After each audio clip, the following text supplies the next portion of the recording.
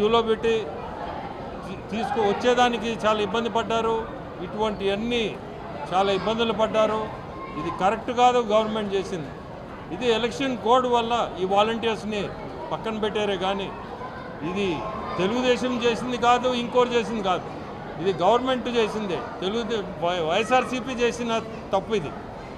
వాళ్ళు కావాలని దీన్ని పెద్ద ఎత్తున చూపించి ప్రజల్లోకి అనవసరమైన దుష్ప్రచారం కూడా చేస్తున్నారు.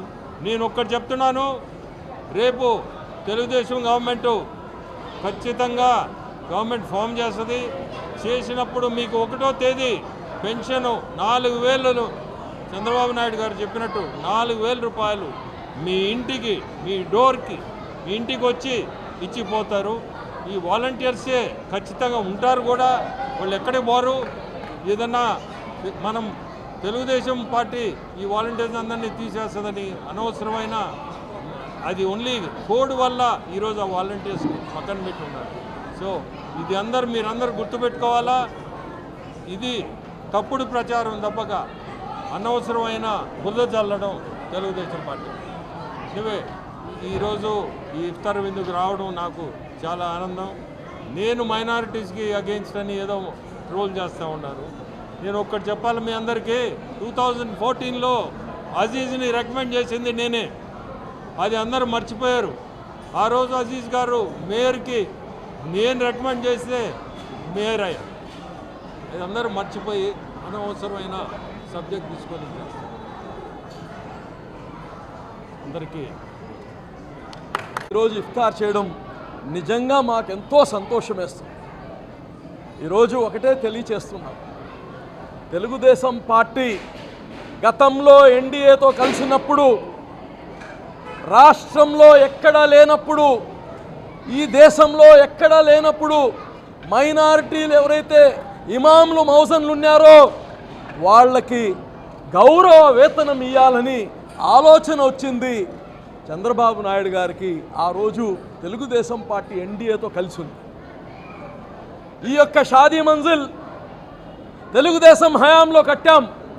అప్పుడు తెలుగుదేశం పార్టీ ఎన్డీఏతో కలిసి ఉంది.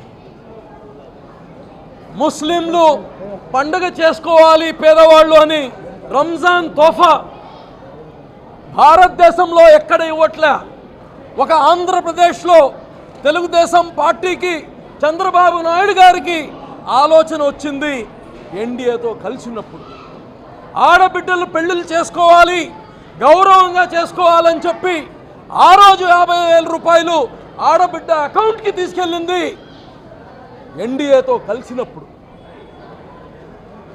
మసీదులకి మరమ్మతులకి ప్రతి సంవత్సరం 15,000 నుంచి 1,00,000 రూపాయల దాకా కొన్ని కోట్ల రూపాయలు ఇచ్చింది ఆ రోజు తెలుగుదేశం ఎన్డీఏతో కలిసినప్పుడు.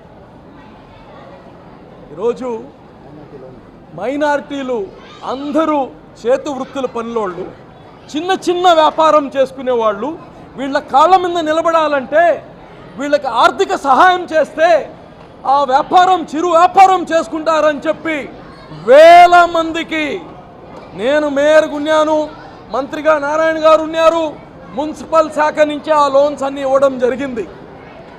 వేల మందికి లోన్స్ ఇచ్చాం. వాళ్ళు కాళ్ళ మీద నిలబడాలి, వాళ్లతో పాటు ఇంకొకరికి ఉద్యోగం ఇచ్చే శక్తి రావాలి వీళ్ళకి అని చెప్పి ఆ రోజు చేస్తే ఈరోజు జగన్ రెడ్డి గారు ఒక్క లోన్ ఇచ్చారా? ఒక్క లోన్ ఇచ్చారా? ముస్లిం బిడ్డలు చదువుకోవాలని చెప్పి ఆడబిడ్డలు స్కిల్ డెవలప్మెంట్ సెంటర్ పెట్టాం.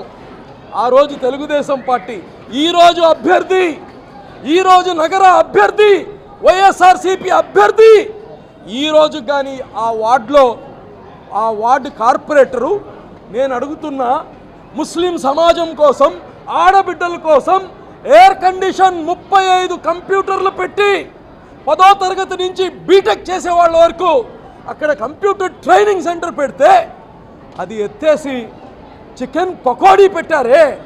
వీళ్ళ మీ సమాజానికి, మన సమాజానికి కాపాడేవాళ్ళు? లేదా కాలేజీలు పెట్టి, ట్రైనింగ్ సెంటర్లు పెట్టి, పేదవాళ్ళకి ఇల్లు ఇప్పించి, పేదవాళ్ళకి లోన్లు ఇచ్చి ఈ తెలుగుదేశం పార్టీ అని ఒక్కసారి అర్థం చేసుకోవాలని కానీ తెలియచేస్తున్నా. ఈరోజు ఒకటే తెలియచేస్తున్నాను, నేను తెలుగుదేశం పార్టీ ఎప్పటికీ ముస్లింలని కాపాడుకునే బాధ్యత తెలుగుదేశం పార్టీ తీసుకుంటుంది. ఇటు నారాయణ గారు, ఇటు ఎంపీగా నిలబడే వేమిరెడ్డి ప్రభాకర్ రెడ్డి గారు, మేమంతా కానీ ముస్లిం సమాజాన్ని కాపాడుకునే బాధ్యత తీసుకుంటామని కానీ తెలియజేస్తాం.